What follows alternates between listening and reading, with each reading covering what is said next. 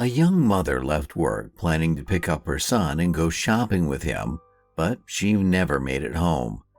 5 hours later, her abandoned car was found near another town with the door open, the headlights on, and the engine running. The police began a search, and soon the case took a very unexpected turn. When the truth finally came out, even seasoned detectives were shocked. None of them expected such a resolution, nor did they expect to uncover the truth in the way they did. Karyn Slover was born on October 27, 1972, in the American city of Decatur, Illinois. After high school, she attended Richland Community College, where she met her future husband, Michael Slover. After college, they married in 1992, and less than a year later, their son Colton was born. The couple had to work hard to support their child and cover their own expenses.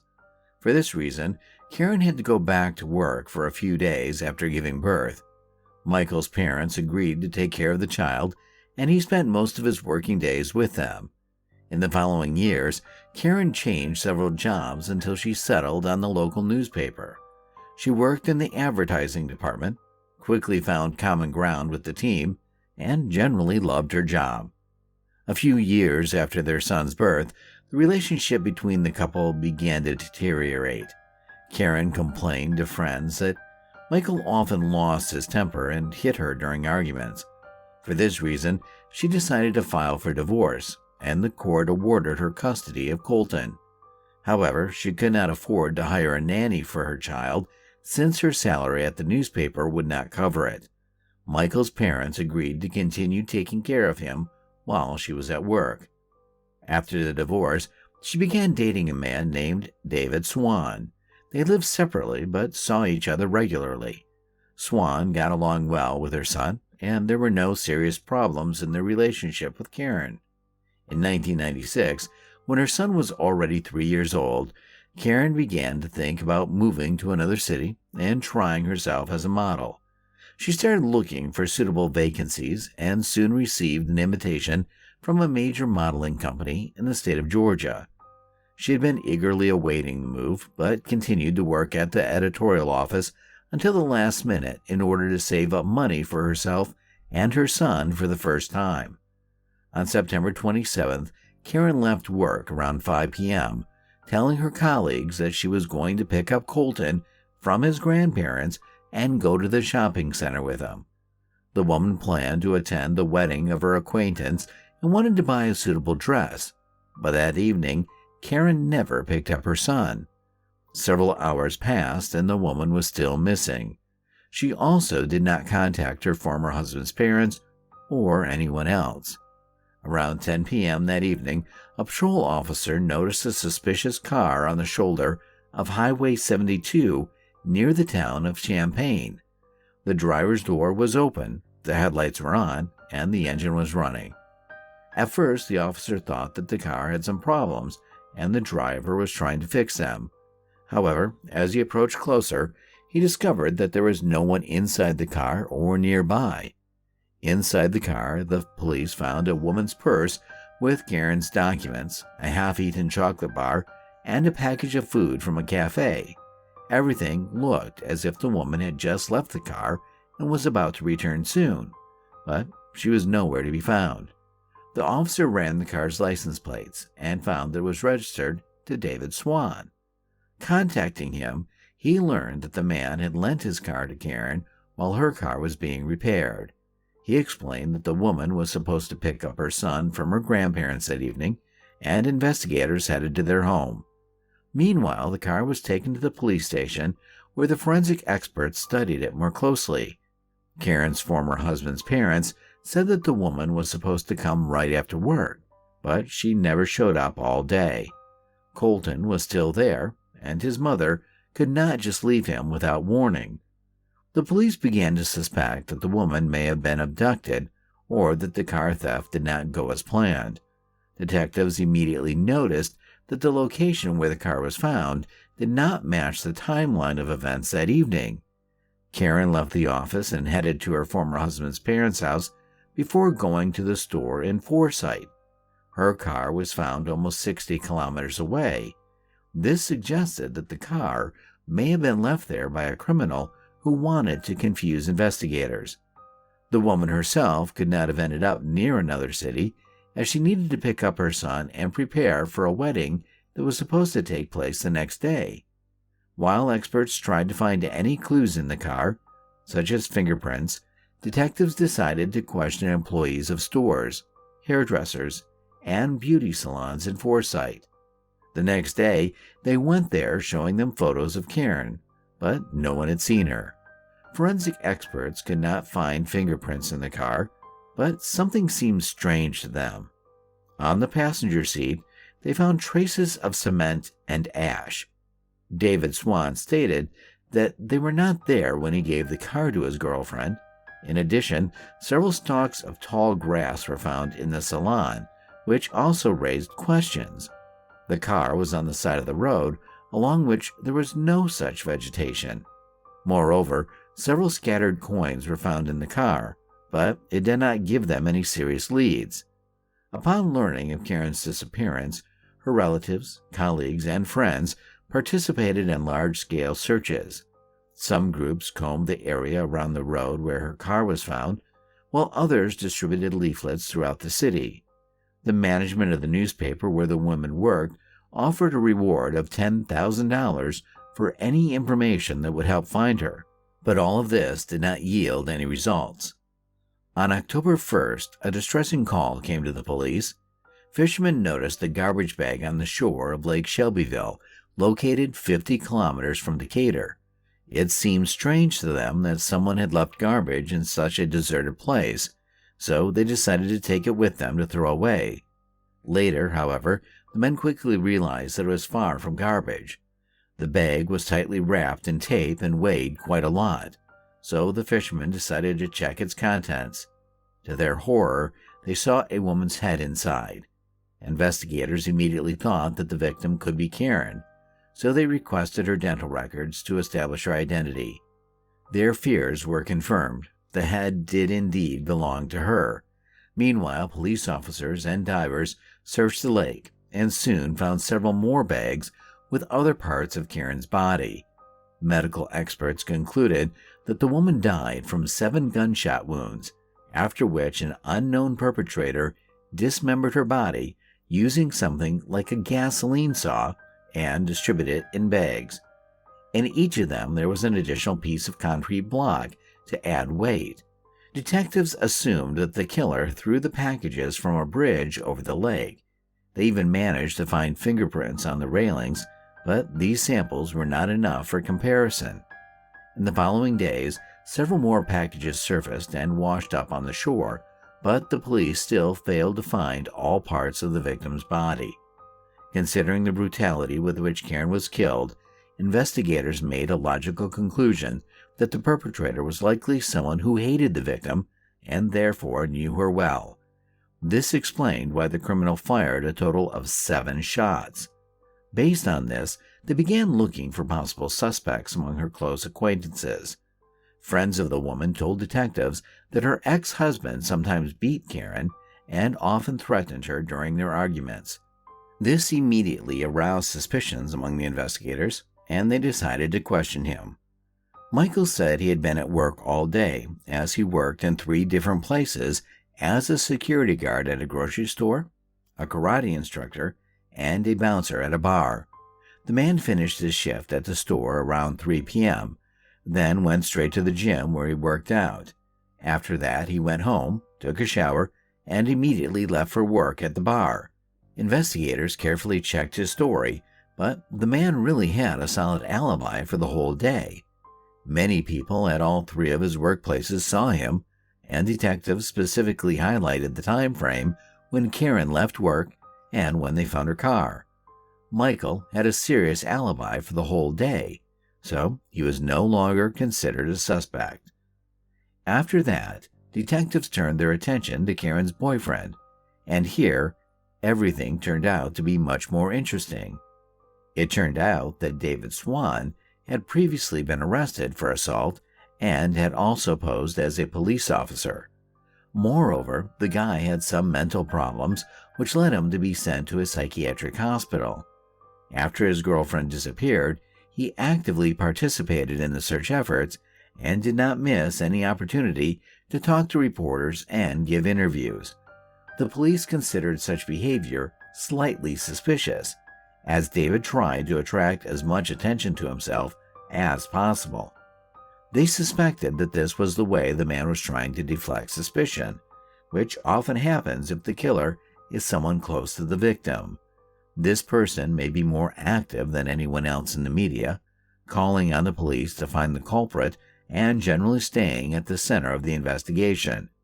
In addition, David misled his friends about his relationship with Karyn.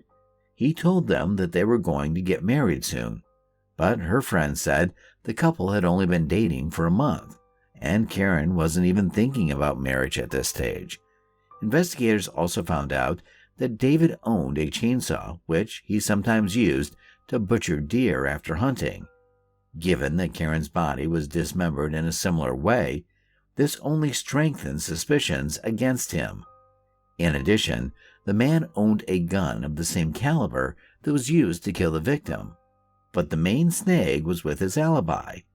On the evening of the woman's disappearance, David was supposed to attend his acquaintance's wedding as a chauffeur, but he was very late for the event.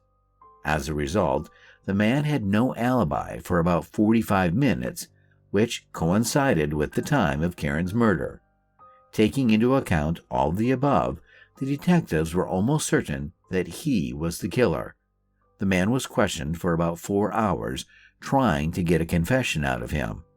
When he began to list literally every action he took that evening, the police heard something interesting.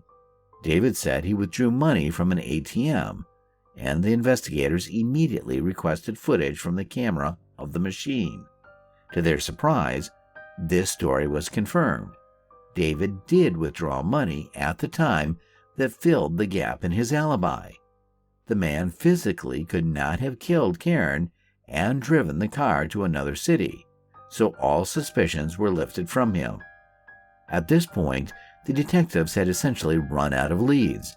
They took one more step that could help them find the killer over time. Tall grass, like the kind found in Karyn's car, was often found on abandoned or outlying plots of land. In the city itself, it was constantly mowed down as required by law. The police walked around the outskirts of the city and talked to local residents, asking them to report any strange things they might have seen in this area. The detectives continued to question Karyn's relatives and acquaintances in an effort to find new suspects. They found out that the woman had not gotten along with her former mother-in-law, and their relationship had been quite tense at times. Jeanette Slover was very attached to her grandson and did not want to give him up, even to his own mother. Karyn sometimes had to forcefully take Colton from their home, and it seemed that Jeanette considered the boy to be her own child rather than her grandchild. But the strangest discovery was yet to come. The police found out that Jeanette had occasionally breastfed Colton. The investigators decided to take a closer look at Slover and spoke with them again. Jeanette claimed that she had been at home with her grandson all day and had tried to call Karyn on their home phone when she didn't show up at the appointed time, but the woman didn't answer.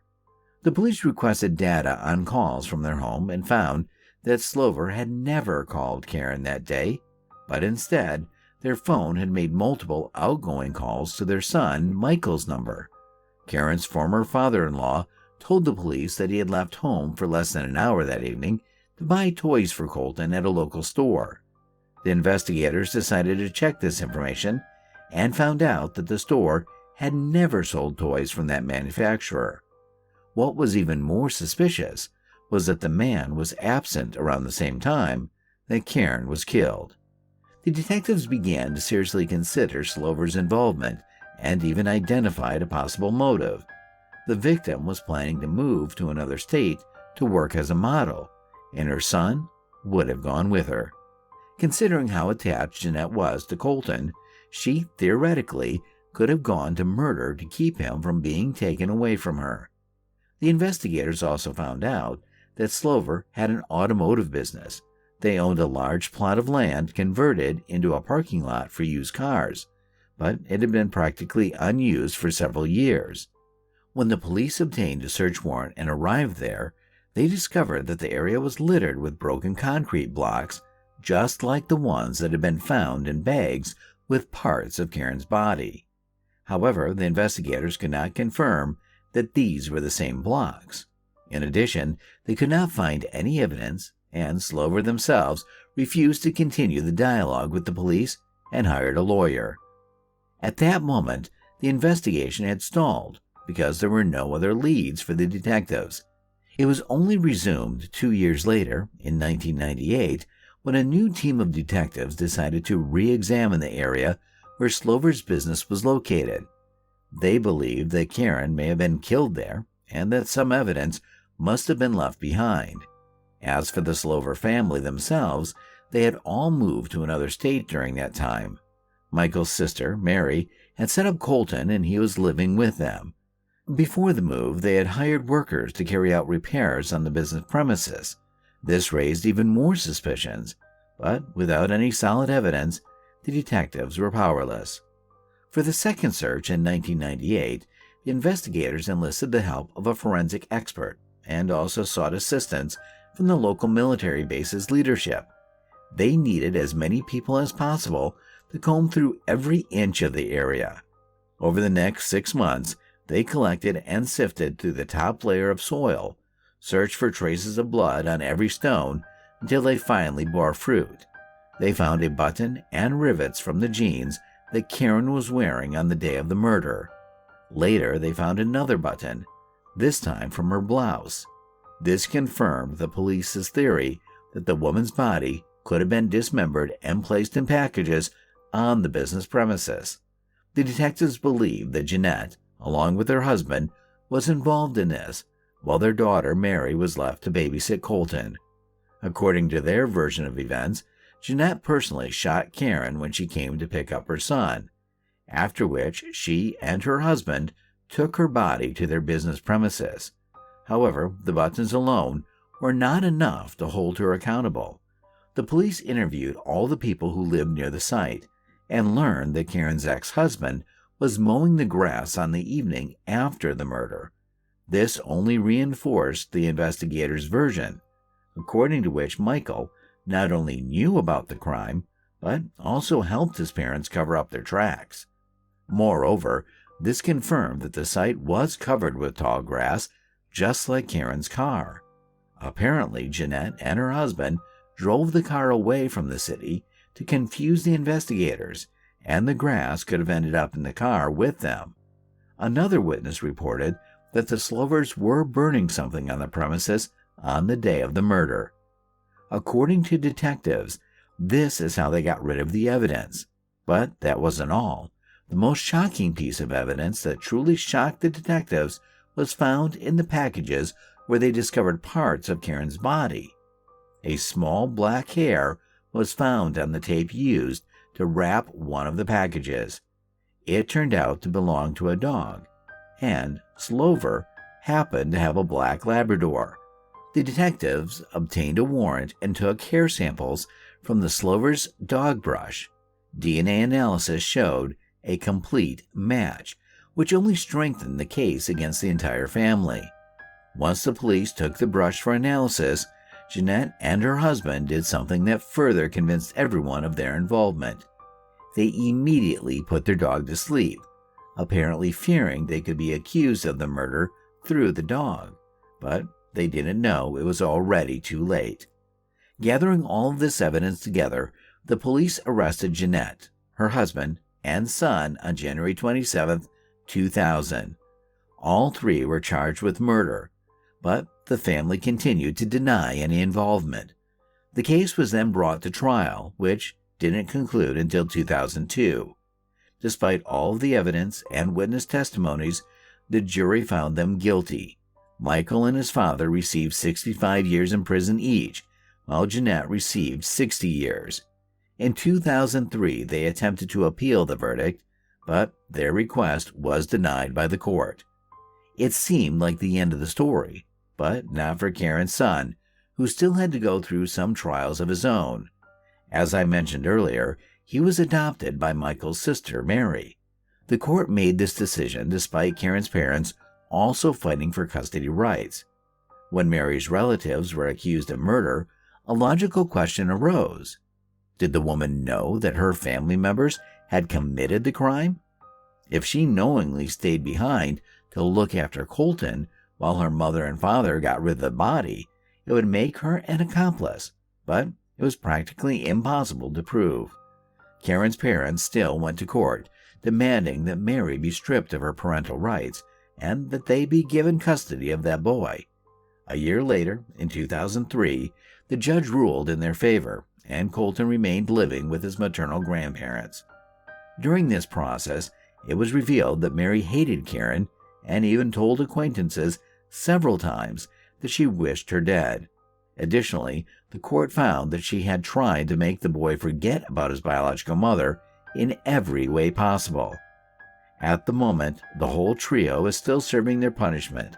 Jeanette will be eligible for early release in 2029 when she will be over 80 years old, while her husband and son will be able to be released after 2030.